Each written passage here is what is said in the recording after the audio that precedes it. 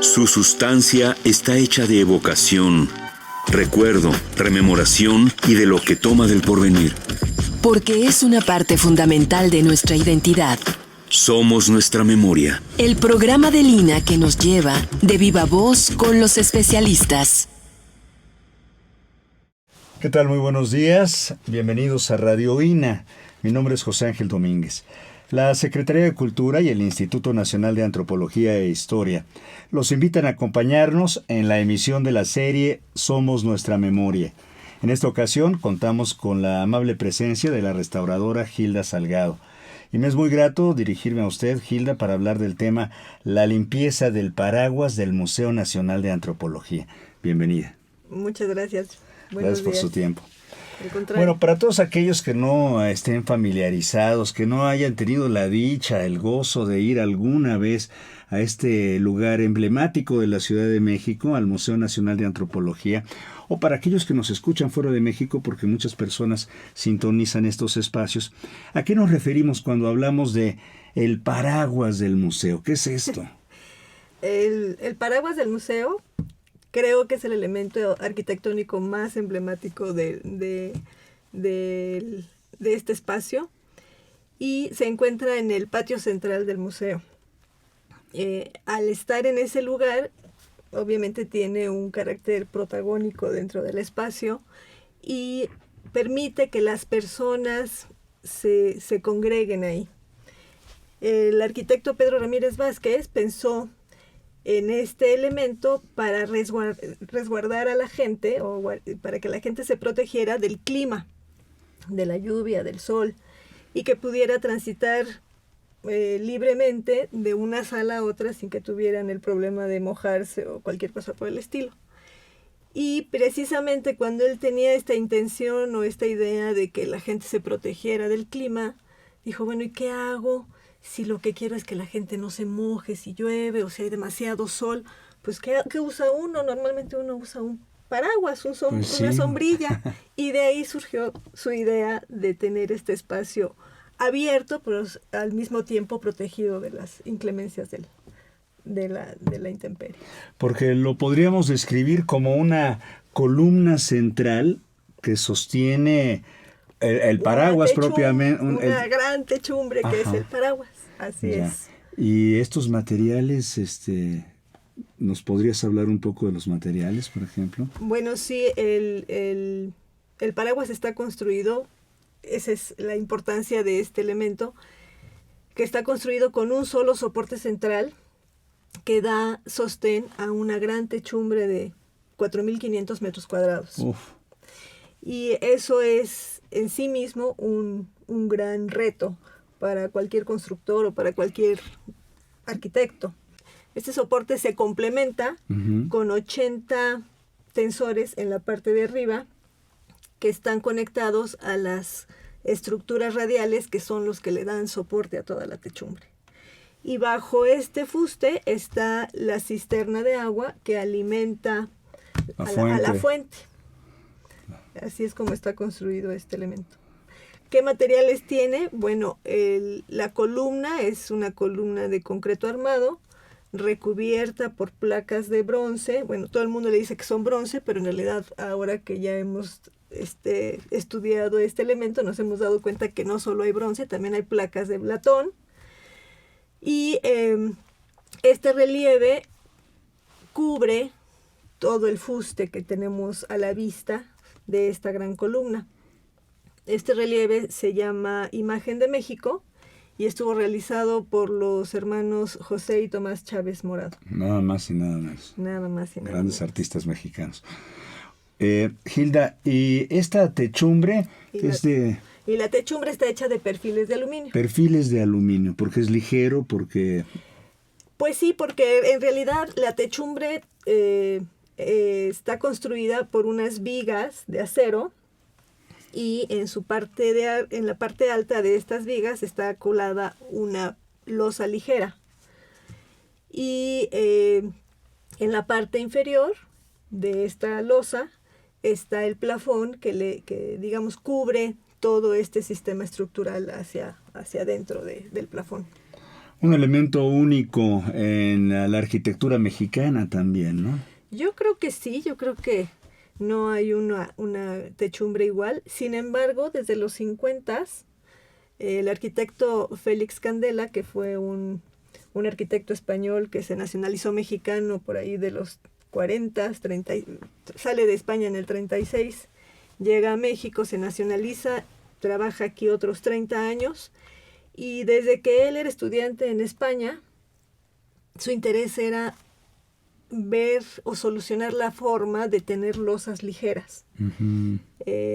Hubo varios ejemplos de él en la ciudad, en donde se ven diferentes tipos de losas, porque él jugaba no solo con losas planas, sino también con losas en forma de parábola, de hipérbolas, de circulares, en fin.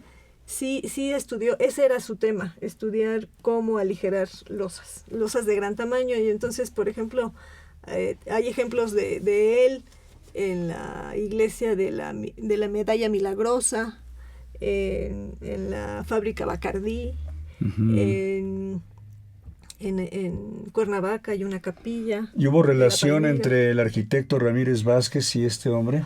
Fíjate que eso no te lo puedo asegurar, no creo. Sin embargo, sí había un interés en esos años de los 50, 60 por lograr hacer losas ligeras. Está la tridilosa también por ahí, ¿no? De Heriberto, claro. Ajá. Sí, también.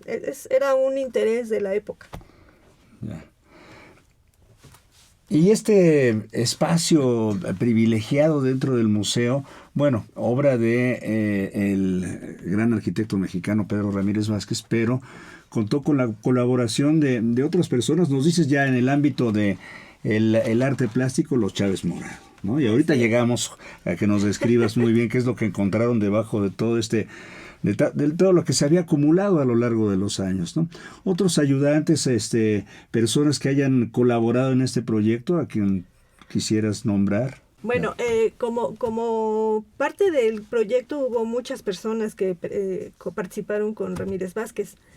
Quien hizo la instalación del aluminio, por ejemplo, fue el arquitecto Deschamps.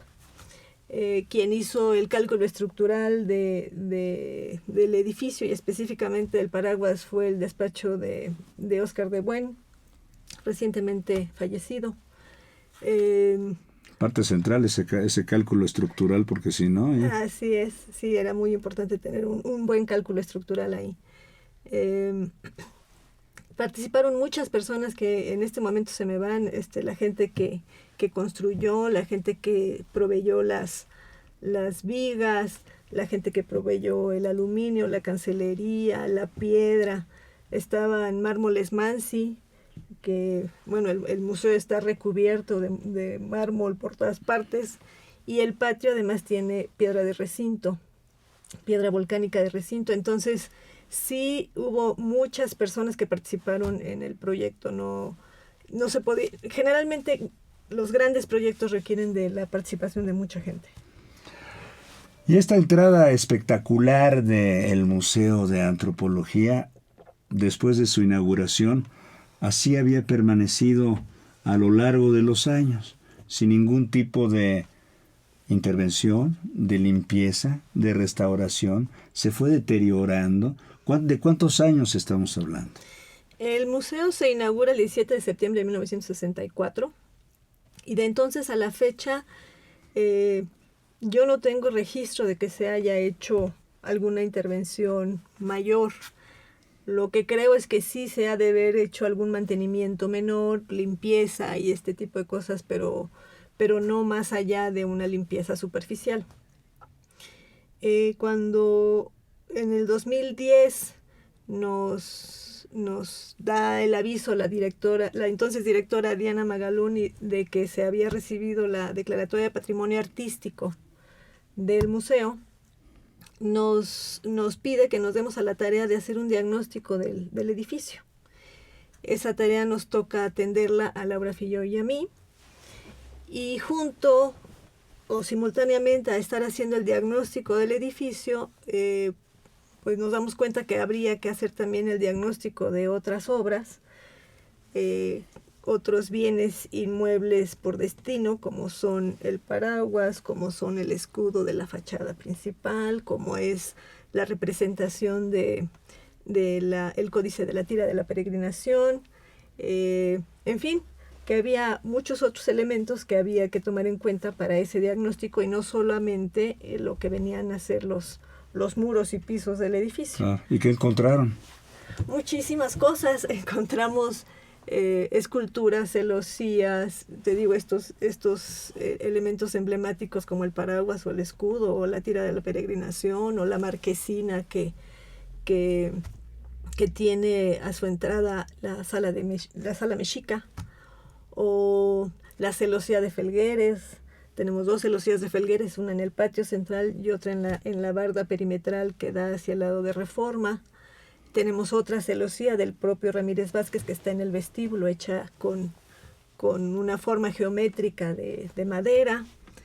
Y tenemos además la colección de obra moderna y contemporánea que está asociada a todo el edificio. Se realizó un poco pensando en apoyar el discurso museográfico del museo como tal, o sea, no solo de las salas, sino de otros espacios que también tienen importancia por su lugar.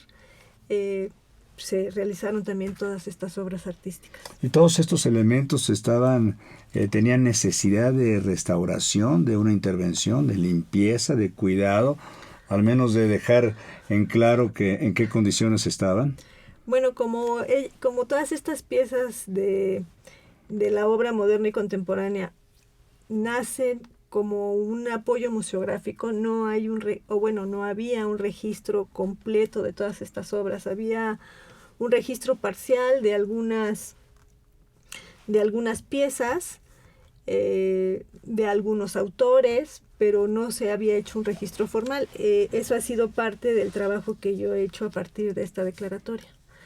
Pero junto a esto pues vienen todos estos otros elementos arquitectónicos que son también al mismo tiempo artísticos y que ayudan a la decoración y al embellecimiento del espacio, ¿no? Claro, y que a lo largo de 54 años, bueno, pues es evidente que en una ciudad como la nuestra influyen estas condiciones ambientales de la Ciudad de México en, no sé, el deterioro de este patrimonio mexicano. Sí, siempre.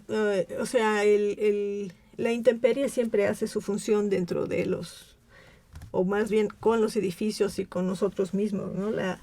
El viento, la lluvia, la insolación, los contaminantes, todos van dejando su huella en la superficie de estos bienes. Uh-huh. Y no era la excepción el paraguas. Entonces ahí teníamos una capa de una concreción de suciedad que así se le llama, una concreción de suciedad. Porque capa era muy dura. Por eso le llamo una concreción, porque era muy dura. Y entonces era complicado eliminarla. Cuando la suciedad es suave, pues no está tan amarrada a la superficie. Uh-huh. Puedes limpiarla fácilmente. En el caso del paraguas, no. Esa suciedad estaba muy, muy amarrada. Compenetrada de alguna manera. Sí, era muy dura ya la suciedad después de 54 años. Restauradora Gilda Salgado, pero cuéntanos un poco de la parte personal suya, de cómo fue que llegó a este momento de decir, bueno, Gilda, tú te vas a encargar de esto, junto con la otra persona, pero ¿cómo es que estabas en el museo? ¿Cómo es que primero estudiaste para ser restauradora? ¿Cómo llegué a ser restauradora? Soy desertora de arquitectura, de hecho. Estudié primero 3 semestres de arquitectura. Con un maestro que tuve cuando estaba en la universidad me enteré que existía la restauración. Él era arquitecto restaurador. Y él me daba clase de perspectiva. Y la clase de perspectiva resulta que tenía una duración de 4 horas. Entonces el arquitecto se paseaba entre los respiradores y como a mí yo me perdía con las fugas y las proyecciones de la perspectiva, yo siempre me quedaba atrás y siempre ponía un banco junto a mí para que el maestro se sentara y me dirigiera porque no se me daba fácilmente la perspectiva. Entonces, ahí empezamos a platicar y le pregunté qué hacía. Me empezó a platicar que él se dedicaba a esto, a la restauración de bienes inmuebles. Me empezó a platicar, por ejemplo, de que conoció a Carlos Pellicer y que lo invitó a ir a Palenque, por ejemplo. Me platicó que estaba haciendo alguna excavación en el exconvento de ay, se me fue ahorita. Bueno, estaba haciendo una excavación en un exconvento y me platicaba de las maravillas que él encontraba y de la fascinación que le causaba su trabajo. Y entonces yo le pregunté que eso que él hacía, dónde se estudiaba. Claro. Y él me comentó que no existía la carrera en ese entonces, que él se había hecho en el oficio, pero que para esas fechas que estábamos hablando, de 1983, una cosa así, 84, me dijo que estaba en la universidad, en la UNAM, por salir la maestría y que si a mí me interesaba, que yo me metiera, que él sería probablemente mi maestro. Y le dije, ok, pero eso no se estudia en otra parte, o sea, ¿cómo es que usted fue aprendiendo esto? Y me dijo, no, sí, también está la escuela de conservación y restauración, y ahí trabajan pues cualquier cantidad de cosas y cualquier cantidad de materiales, pero no lo inmueble. Entonces, pues su opción es irse a la maestría en la UNAM. Pues después de que me dio ese dato, fui a la escuela, pregunté y me quedé. Me fascinó, así, me fascinó y yo dije, esto es lo que yo quiero hacer con mi vida. Y cuando llegas al Museo Nacional... Llego al Museo Nacional de Antropología. Primero llegué a la biblioteca a hacer un diagnóstico de la colección de códices. Me enamoré de esos documentos. Pero después se vino el proyecto de la reestructuración del Museo Nacional de Antropología, que empezó en el 99 y se extendió como hasta el 2004, 2005. Estaba pensado para 2 años, pero se extendió. Y yo me quedé todo lo que duró ese proyecto de reestructuración. Y ahí empecé a trabajar pues todo lo que había de arqueológico. El laboratorio entonces se dedicaba mayormente a atender, el laboratorio de conservación se dedicaba mayormente a atender esas piezas, el acervo de arqueología. Y pues me dediqué a hacer eso. Y después de unos años... empecé a hacer más dictaminación de obra, empecé a hacer más otro trabajo, apoyar quizás en las exposiciones temporales, como que fue creciendo un poco el tema de trabajo, no solo era intervención directa, sino que ya hacía otras labores. Para cuando se da la declaratoria de patrimonio artístico, la doctora Diana Magaloni decide que es buen tiempo de empezar a trabajar en la conservación del patio central, porque estábamos próximos a cumplir los 50 años, ¿no? Faltaban 4 años para el cincuentenario. Entonces, fue que se pensó en empezar por trabajar los elementos metálicos del patio. Y es así como Laura Filloy, la doctora Laura Filloy, restauradora también, empieza a coordinar ese trabajo de restauración de esa columna junto con la doctora Diana Magaloni, y yo estaba ahí al pie del trabajo haciendo esta intervención. Ya. Ellas eran las coordinadoras, ellas tomaban decisiones, nos dirigían, pero pues yo estaba ahí. Y después de esto... ¿Te quedaste tú al frente de ese proyecto? Pues no, las que estaban al frente eran la doctora Magaloni y Laura, pero digamos que yo estaba ahí trabajando directamente. Cualquier persona podría pensar, bueno, pues mira, qué fácil, tráiganse, vamos a construir un andamio, unas cubetas con agua y detergente y limpiamos No es así tan sencillo, no ¿verdad? Es así. Bueno, de hecho, sí se hizo toda una instalación de andamios para cuando se hizo esa primera intervención, que se trató de eliminar la capa de protección, el acabado que tenía, porque tenía una pintura verde que no correspondía a lo que originalmente era el aspecto de esa columna. Ya, o sea, si esa columna tenía como una pátina verde que era como un moho, entonces era... No. Cuando se hizo la reestructuración del museo, esa pieza fue pintada. Ah, No fue que tuviera un deterioro de hongos. ya. Fue pintada porque dentro de los materiales metálicos, de los bienes metálicos, esa es una opción de protección para evitar la corrosión. Ujú. Entonces, en ese momento se decidió que se podía pintar. Se pintó de verde, que esa es muchas veces la pátina que se le da a las piezas de bronce. Sí. Y se quedó así. Cuando se hace la declaratoria y Laura Filloy y Diana empiezan a intervenir la obra, hacen una muy exhaustiva investigación documental y llegan a la conclusión, gracias a los archivos de los hermanos Chávez Morado y a investigación de hemerotecas y documentos y cosas, que la apariencia de ese elemento no era verde, sino que era un tono café verdoso.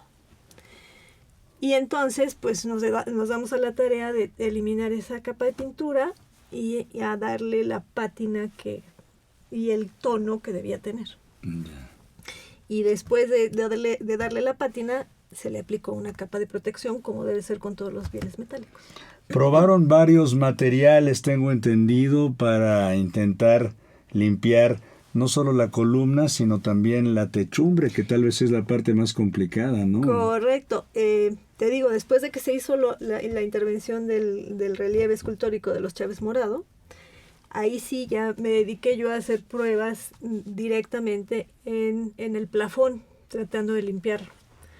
Probé limpiezas con hidrolavadoras, con detergentes no iónicos, con ácidos diluidos. Nada funcionó, nada. Ni con cepillo, ni con hidrolavadora, ni...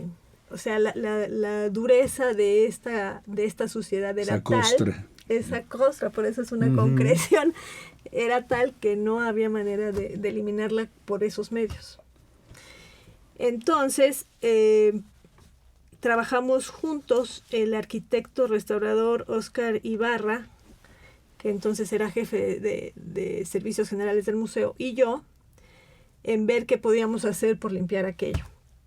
Y lo primero que nos dimos cuenta era que, bueno, por un lado no sabíamos bien a bien qué material usar para la limpieza, pero la parte más complicada era lograr llegar a esas alturas y trabajar esa superficie enorme. Y entonces se nos ocurrió que podríamos convocar a 3 empresas que nos hicieran alguna prueba de limpieza, empresas que fueran especialistas en limpieza de inmuebles, y las convocamos. Y entonces lo que nos ofrecían eran los procesos más o menos iguales a los que yo había probado, que no servían para nada, hasta que llegó la empresa Calicanto con Cuauhtémoc Rodríguez, y él me propuso hacer la limpieza con hielo seco. Yo sabía de ese proceso, pero no sabía quién lo podía realizar en México. Exacto, porque no es un proceso No que es un se haga proceso ni en México. fácil, ni que sea... ¿De dónde es este proceso? El proceso es alemán Ya. y bueno, lo ha desarrollado ampliamente Karcher, tiene 38 años de experiencia limpiando Estas maquinarias monumentos. de a presión también, ¿verdad? Correcto, sí, porque las hidrolavadoras también son de Karcher y se usan mucho para limpiar fachadas, pero este proceso es un proceso como más específico para bienes inmuebles patrimoniales que son delicados. Porque en el caso de las hidrolavadoras generalmente usan abrasivos que pueden dañar la superficie de estos bienes. En el caso del ice blasting, como la carga que se usa para eliminar la suciedad son pequeños pellets de hielo seco, esos no son abrasivos. Cómo funciona este proceso de limpieza es que los pellets están a menos 75, menos 80 grados centígrados, y cuando son disparados a la superficie sucia, lo que sucede es que la suciedad se agrieta, se debilita, y con la presión de estos mismos pellets se van desprendiendo. Eso es todo lo que hace. Qué maravilla. O sea, no abrasiona, no, es como si primero rompiera, primero ante el Golpea y golpe rompe. golpea, congela se fractura la suciedad y entonces se va desprendiendo. Y una vez que tú vas pasando 2 o 3 veces el hielo seco en esa superficie, se acaba de desprender. Eso es todo lo que hace. De todas maneras, un proceso complejo, complicado. Hacerlo a más de 10 metros de altura también significa otro tipo de logística. ¿Y estas empresas entonces qué dijeron? Pues esta empresa me presentó el presupuesto. Yo le comenté a Cuauhtémoc que creía yo que era el proceso ideal, que yo estaba convencida de ello, pero que no había manera de que consiguiéramos ese presupuesto. O sea, era una cantidad fuerte. Sí, era muy caro en relación a las otras propuestas. Pero era lo mejor, era lo que verdaderamente se requería. Pero presenté yo el informe de todas estas pruebas, las pruebas que yo había hecho, en fin, se lo presenté al director y le dije, ahí está el proyecto, yo creo que esto es lo que se requiere, pero pues habrá que ver si es posible hacer esto. Y entonces él se le quedó viendo al proyecto y me dijo, ok, no me dijo más. Y entonces yo le comenté al personaje de Calicanto de Cuauhtémoc, que yo veía muy difícil que se pudiera lograr hacer la limpieza. Entonces yo me di que había hecho lo más que había podido, ¿no? Eso fue por el 2014 que yo hice. En el 2014 yo hice las pruebas, en el 2015 Calicanto me hizo la prueba de hielo seco. Y para el 2016, de repente un buen día me llama el director y me dice, ¿se acuerda del proyecto del Palafón? Sí, claro. Me dijo, pues fíjese que en una de esas es posible que se haga. Eso fue como a fines del 16. Dije, ok, ¿y cómo se va a hacer? Yo te aviso. Entonces por ahí de marzo me avisan que en abril del 17 viene un especialista de Karcher a ver la posibilidad de hacer ese trabajo para el museo. Pero seguía el problema de que era un dineral. El chiste es que el trabajo de gestión y de coordinación de empresas que hizo el patronato del Museo Nacional de Antropología fue impactante, porque gracias a Ale Cervantes, la directora, y a Stacy Simons, la presidenta del patronato, fue que se logró todo esto. A mí me pidieron un proyecto más armado que se le presentó a Karcher, y ellas contactaron a Thorsten Möbs, que es el especialista en limpieza de inmuebles en el mundo, y se interesó por venir a ver el paraguas. Entonces vino en abril del 17, le platiqué las pruebas que yo había hecho, le enseñé las pequeñas muestras de pruebas que había hecho con Calicanto, y me dijo, bueno, vamos a ver qué posibilidad hay de hacerlo. Yo para ese entonces no sabía que iba a ser una donación, y entonces él fue el que armó todo el proyecto, el que dijo cuáles eran las máquinas que se requerían, qué tamaño de pellets, qué cantidad, cuánto tiempo tardarían los trabajos. Y digamos que la coordinación del proyecto estuvo a cargo de Ale Cervantes, la directora del patronato, Thorsten por parte de Karcher, y lograron también el patrocinio de los pellets de hielo seco por parte de Praxair. Y por otra parte, pues se requerían, me acuerdo cuando vino Thorsten a hacer la prueba de limpieza, que me subí yo con él a la plataforma a probar la pistola, y me moría de risa porque es tal el golpe que avienta eso cuando empiezas a disparar, da una patada. Entonces me desnivelé, me desequilibré ahí en la plataforma, y aquel se moría de risa igual que yo, ¿no? De que pues no había manera que yo hiciera ese trabajo. Y cuando bajamos de la plataforma, le dije, no, pues sí, funciona muy bien, está padrísimo. Estaban también conmigo ahí Rocío Muñoz, que fue una chica que trabajó conmigo en ese entonces, que me ayudó a hacer la identificación de las sales que había en la suciedad. Aline Moreno, que es una química que estaba haciendo su servicio social conmigo y también nos ayudó a hacer ese trabajo. Estaba Arturo Agea, otro restaurador que también es especialista en limpieza de metales. Y estábamos ahí todos alrededor de Thorsten para ver qué se podía hacer o qué necesitaba. Y me dice, bueno, pues sí, la prueba en inglés, ¿no? Me dice, la prueba funciona bien, pero necesito músculos. Y volteó a ver así a todo mi equipo y dijo, pero necesito músculos. Sí. Yo dije, no, pues eso sí, aquí no hay.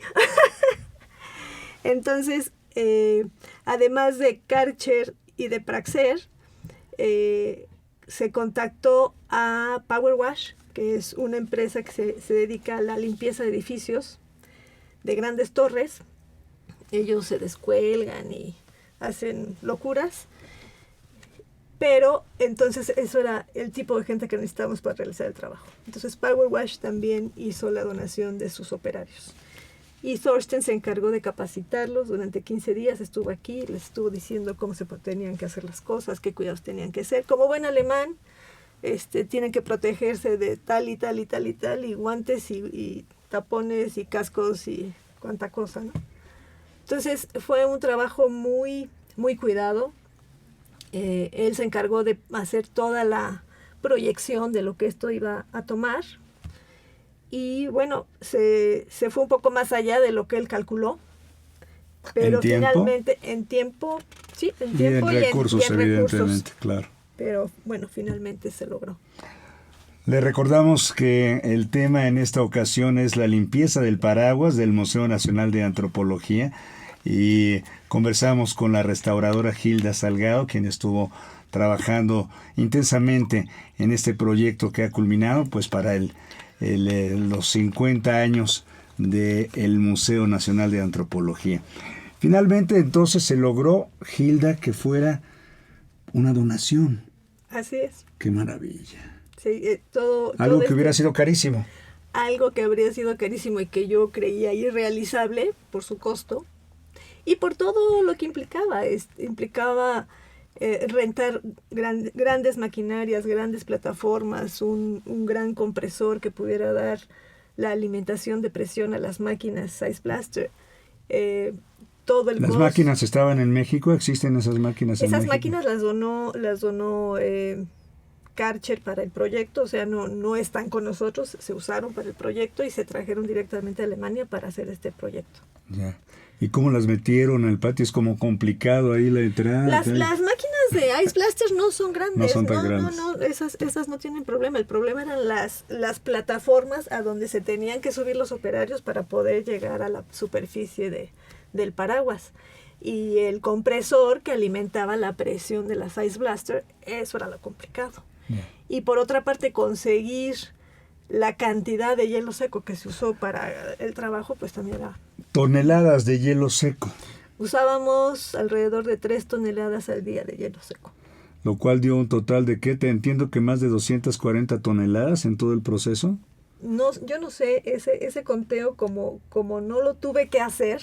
Uh-huh. y ellos sabían que tenían que darnos esa cantidad de hielo seco, a veces un poco más, a veces un poco menos. Esa fue parte de la gran coordinación que hizo Ale Cervantes, porque ella fue la que se hizo cargo de todos esos insumos con las empresas. Y a nosotros nos tocaba coordinar a los operarios ahí, ver la calidad de los trabajos, ver que no hubiera un daño. Saldo blanco, ¿verdad? En cuanto a la seguridad de los operarios. Y... Todo perfecto, la verdad es que todo muy bien, todo muy, muy bien coordinado. Ya, ¿y cuánto tiempo tomó entonces de trabajo efectivo la limpieza estamos hablando de la techumbre del paraguas, ¿no? Sí, tomamos... Mira, empezamos en el 19, entraron todas las máquinas, fue todo un día de maniobras para que entrara toda la maquinaria, para que se hicieran las instalaciones. Del 19 al 26 fue la capacitación que dio Thorsten, entonces esa realmente no fue periodo de trabajo, sino más bien de capacitación. A partir del 26 empezamos a querer trabajar y nos pidieron que trabajáramos de noche por el ruido que se generaba con las máquinas y el propio proceso. Entonces, en realidad empezamos en abril y trabajamos de abril a junio Y después hicimos una pausa. Bueno, hicimos abril y mayo, perdón. Junio, abril, mayo y mitad de junio.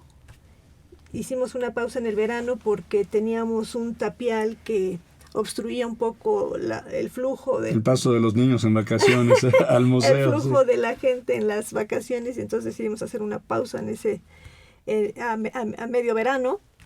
Retomamos retomamos del 15 de julio al 15 de... Bueno, el 13 de agosto terminamos. No es cierto, no fue el 13 de agosto, fue el 7 de agosto. Ya. O sea, duró algo así como 3 meses y medio. Ya. O sea, todo el tiempo y tal. ¿Y qué le dirías a la gente va a percibir la limpieza de esta obra monumental? Porque me imagino que pues tiene su complicación, también está a distancia, el material de por sí es brillantón, ¿no? Es aluminio. ¿Qué dirías a la gente? Bueno, efectivamente, cuando estábamos ya cercanos a terminar el proceso, que estás así como que ya casi, ahora sí ya mero acá. El director tuvo una gran idea de dejar un testigo de cómo estaba la superficie cuando iniciamos y cómo finalmente quedó. Y sí, si la gente checa este testigo que está tiene la curiosidad de buscarlo. Ajá, en la esquina norte del plafón, se van a dar cuenta del cambio de color que tuvo todos estos perfiles. Ya. Y esto no debería ser dejado así, digamos, otros 50 años, ¿o sí? No, yo supongo que no.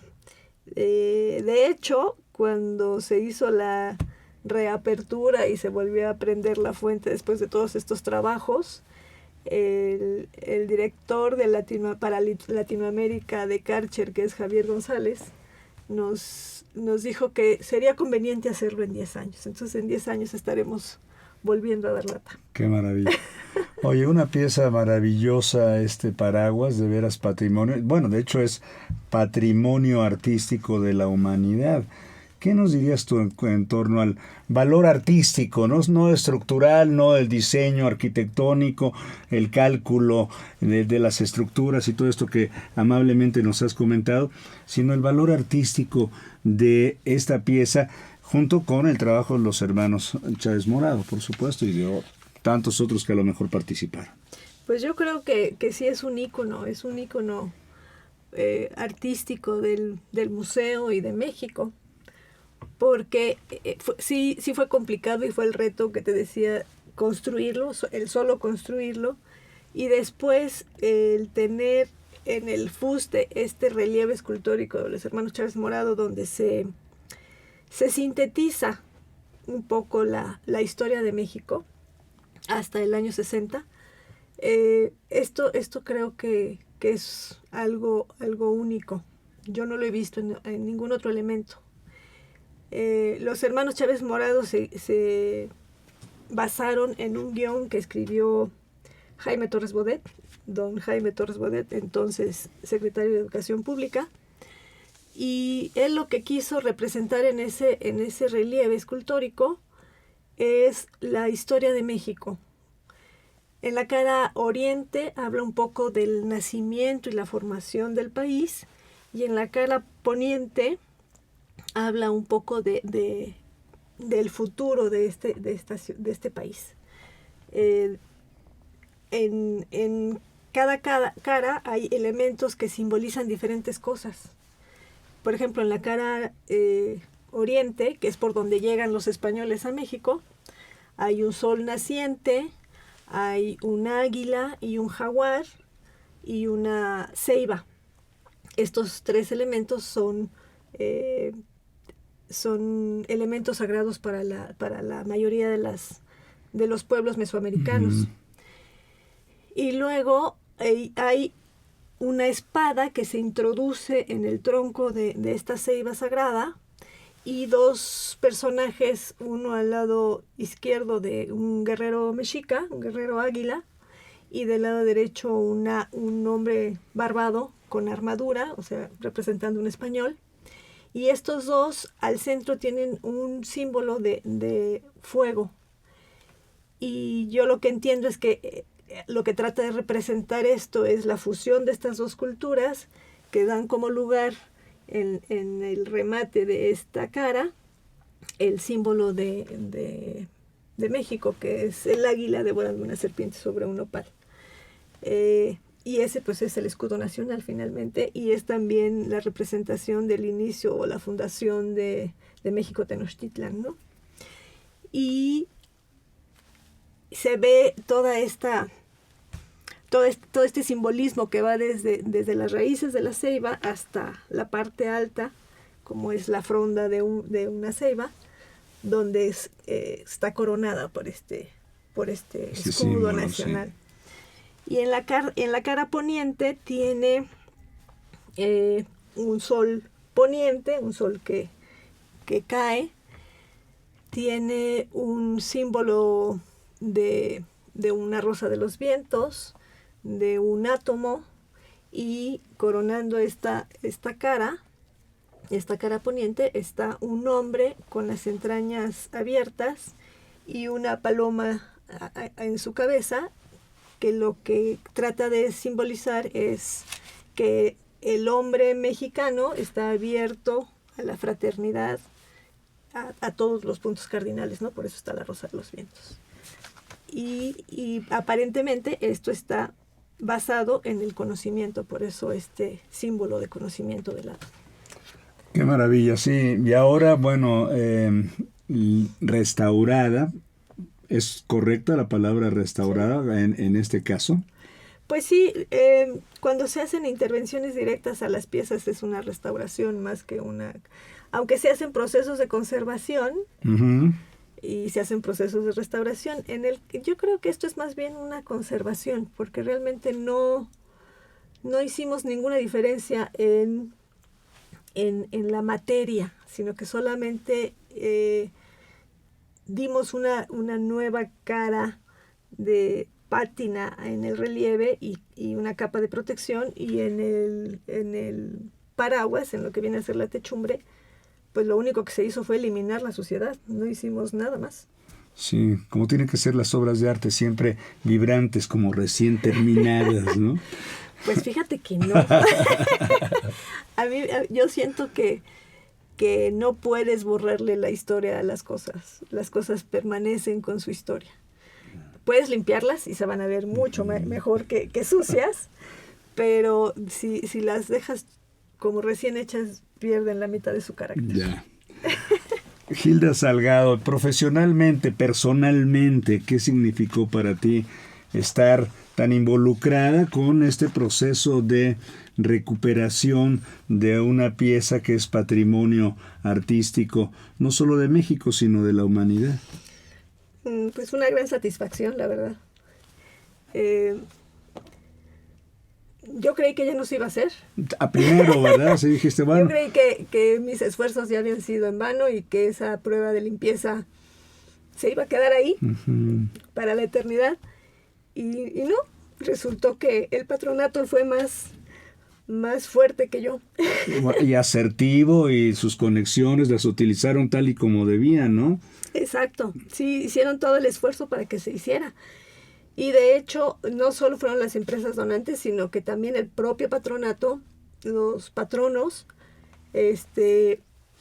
donaron parte de todo de todo lo que se requirió, porque yo estoy hablando de las donaciones más grandes, pero obviamente se tuvo que pagar combustible, se tuvo que pagar alimentación para los operarios, se tuvo que pagar todos los, parte de los equipos de protección para los operarios también se tuvieron que pagar. En fin, una serie de cosas.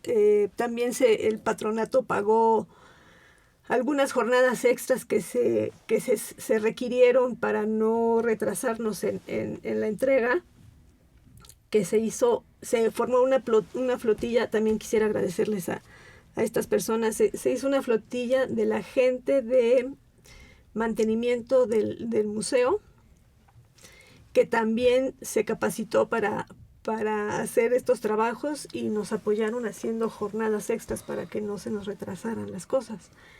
Y estos hombres son así como mis héroes, todos los operarios y también la gente del museo, porque no solo apoyaban con estas jornadas extras, sino que eran los encargados de estar moviendo plataformas, de estar moviendo combustible, de estar alimentando las máquinas, de mover el hielo seco. Pues, o sea, era un mundo de gente trabajando y era una tarea constante de trabajo todas las noches. un pequeño ejército de profesionales, de profesionistas abocados a la conservación. ¿Vas a plasmar este trabajo en una publicación, por ejemplo? ¿Estás en una memoria? ¿Este trabajo de intervención crea un precedente, por ejemplo, para otros trabajos similares en otras partes del país o del mundo? Yo creo que sí. De hecho, hay trabajos...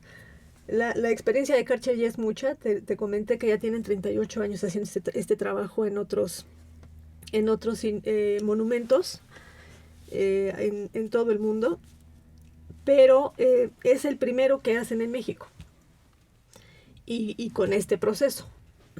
Hay otros procesos como son más de hidrolavado, esos se han dado en varios lugares, en varios monumentos, y yo creo que sí sería conveniente hacer una publicación al respecto.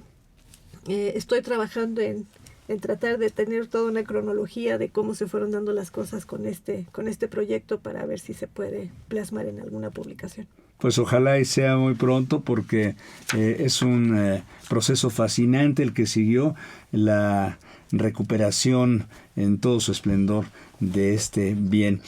¿Alguna bibliografía, Gilda Salgado, restauradora, que quieras compartir con las personas que nos escuchan en torno al tema, o saber más del museo, más del paraguas, más de los Chávez Morados, más de Pedro Ramírez Vázquez?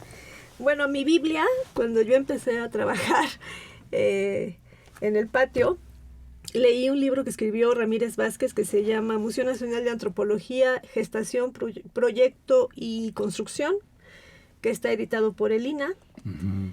Y ahí el arquitecto Pedro Ramírez Vázquez habla mucho de todo esto que te digo, de la estructura, de los pisos, de los acabados, de haber convocado a los artistas para realizar la obra moderna y contemporánea plasmada ahí.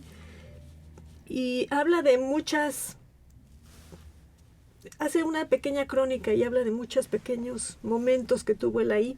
Una de las frases que me gusta mucho es que él comenta que cuando López Mateos es nombrado presidente de la República, cuando era candidato, le preguntó a Ramírez Vázquez cuál sería su proyecto ideal, qué le gustaría a usted hacer, así como su proyecto más ansiado. Wow. Y Ramírez Vázquez le contestó el Museo Nacional. Sin dudarlo le dijo el Museo Nacional. Y una vez que ya quedó como presidente López Mateos, en la toma de posesión del cargo, le voltea a ver a Ramírez Vázquez y le dice, empiece a pensar en el museíto. Y entonces, algo así es la frase que le dijo López Mateos a Ramírez Vázquez, que empezara a pensar en que ese museíto sí se nos va a hacer, o algo así. Entonces, pues eso ha de ser también fascinante, tanto como que yo estoy convencida que convocó a toda la gente importante que se necesitaba para hacer el diseño y la construcción de ese edificio. Estaban cualquier cantidad de disciplinas involucradas, se estaba promoviendo rescate arqueológico, compra de material etnográfico, estudios, curadurías, en fin, había un mundo de gente, era un hormiguero ese museo cuando se estaba construyendo. Entonces yo creo que sí debió haber sido muy satisfactorio también para Ramírez Vázquez llevarlo a cabo. Muy bien. Y para la restauradora Gilda Salgado, ¿qué es lo que viene ahora? Pues el proyecto del paraguas todavía no acaba, uh-huh. Porque hemos estado haciendo el trabajo yo presenté el proyecto en fases. Se lo presenté a Lina como un proyecto en fases. Y la primera fase era hacer la conservación del relieve, que fue lo que hizo Laura Filloy, y que se le ha estado dando mantenimiento a esa capa de protección. Y ahora, antes de que nosotros hiciéramos la limpieza del plafón, que es lo que ustedes vieron, la gente de mantenimiento me ayudó a hacer la limpieza al interior de la estructura, ya, lo que claro. ustedes no ven. Y eso tomó un mes. Y se eliminaron como, no sé, 2 camiones de volteo de basura de lo que había allá adentro. Y unas 8 toneladas de basura, era yo una creo. cantidad impresionante de basura. Había sacos, sacos de cemento, pedacería de madera, de metal, de alambre, ropa. O sea, había cualquier cantidad de basura dentro de la estructura. Y después de eso, de que estos héroes que te digo, porque realmente han sido una maravilla contar con su ayuda, Heriberto Trejo y su gente han trabajado muchísimo en el museo, y para esta limpieza también nos ayudaron a hacerla. Y después de que ellos entraron a limpiar, pudimos nosotros restauradores entrar a hacer el diagnóstico de la estructura. Entonces ahora lo que falta por atender es precisamente ver convocar especialistas que nos ayuden a hacer un diagnóstico de esa estructura y de los elementos de concreto armado, o sea, tanto del fuste como de la losa, como de las traves de este paraguas. Bueno, pues enhorabuena, menudo trabajo. De esta manera damos por concluida esta emisión, que fue posible gracias a la generosa participación de la restauradora Gilda Salgado. Gracias a nuestros escuchas por su atención. Les sugerimos consultar más de nuestra producción a través de www.radio.ina.gov.mx. Quiero decirles que trabajamos para usted en la realización, la Dirección de Medios de Comunicación a través de la Subdirección de Radio INA con Gabriela Marentes. En la producción, Evanibaldo Morales, controles técnicos y edición, Rubén Martínez, con el apoyo de Marta Hernández, Paula Abedoye y Jerónimo Cuevas. Mi nombre es José Ángel Domínguez, espero que nos escuchemos muy pronto. Hasta la próxima. Las opiniones y comentarios aquí expresados son de entera responsabilidad de quienes proporcionan la información y no representan necesariamente las opiniones de Radio INA ni comprometen el pensamiento editorial del Instituto Nacional de Antropología e Historia.